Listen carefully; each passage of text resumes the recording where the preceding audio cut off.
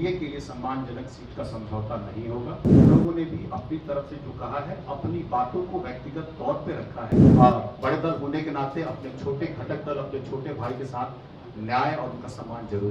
ये fake news है, ऐसी कोई बातचीत, औपचारिक बातचीत पूरी नहीं हुई। साफ साफ शब्दों में अरुण भारती ने बता दिया है कि कितने सीटों पर इस बार के बिहार विधानसभा चुनाव में वो लड़ने जा रहे हैं। वैसे मैं आपको बताएं तो अभी हाल ही में अरुण भारती ने एक पोस्ट किया था जिसमें कि उन्होंने सीटों का जिक्र किया था। उन्होंने साफ बताया था कि इतने से कम सीटों पर हम लोग मानेंगे नहीं। लेकिन आज अरुण भारती ने एक बड़ी प्रेस कॉन्फ्रेंस की जिसमें कि उन्होंने साफ साफ शब्दों में बता दिया और ये भी कह दिया है कि सम्मानजनक सीटें जो है वो कितनी होती हैं। आप सुनिए सीटों को लेकर के अरुण भारती का क्या कुछ कहना है। और मुझे लगता है कि सभी दलों को उनके हिसाब से जब तक सम्मानजनक सीटें नहीं मिलेगी, किसी एक घटक दल को अगर ये लगे कि हमें सम्मानजनक सीटें नहीं मिली है, तो पूरे एनडीए के लिए सम्मानजनक सीट का समझौता नहीं होगा। मेरी इसी बात में आपकी जो बात का जवाब है और साथ में आशा है आप लोग भी समझदार हैं, बहुत सारी चीजों को समझेंगे। सीटें कितनी है सर, ये तो बता दिए। चिराग पासवान 20 सीट 25 सीट की बात हो रही है, क्या लगता है सम्मानजनक? देखिए, अभी तक मैंने पार्टी की तरफ से, पार्टी की कोई औपचारिक संख्या सीटों की नहीं है। हम लोगों ने भी अपनी तरफ से जो कहा है, अपनी बातों को व्यक्तिगत तौर पे रखा है।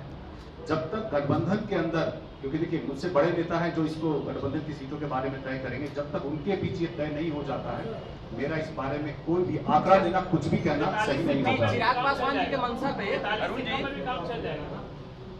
आपकी बात का जवाब मेरे ट्वीट में और मेरे बयान में पहले ही दिया। अरुण जी, मेरा सवाल है, चिराग पासवान जी के मंशा पे कई बार शक किया जाता है कि इनको अगर सम्मानजनक सीटें नहीं मिली तो वो अलग राह अपनाएंगे। इसको लेकर आपको भी घेरा जाता है, आपके ट्वीट आया है अब तक, तो इन सभी चीजों को कैसे देखते हैं आप? देखिए, हमारे नेता ने माननीय प्रधानमंत्री नरेंद्र मोदी जी के लिए हमेशा, जब वो एनडीए गठबंधन में थे और नहीं भी थे, तभी प्रधानमंत्री जी के लिए हमेशा उन्होंने अपनी आस्था जताई है।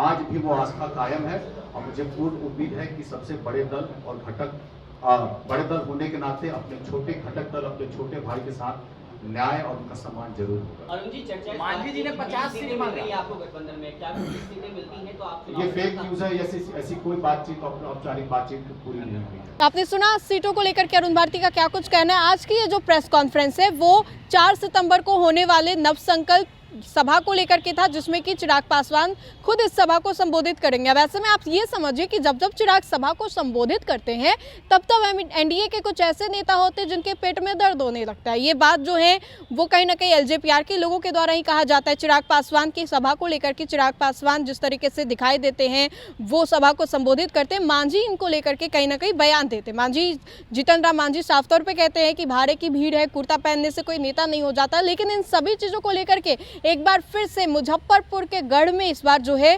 चिराग पासवान दिखाई देंगे और एक बार फिर से बड़ी सभा को चिराग पासवान संबोधित करेंगे। इसको लेकर के तमाम जानकारियां देते हुए नजर आ रहे थे लोक जनशक्ति पार्टी रामविलास के सांसद अरुण भारती। तो फिलहाल के लिए इस खबर में इतना ही।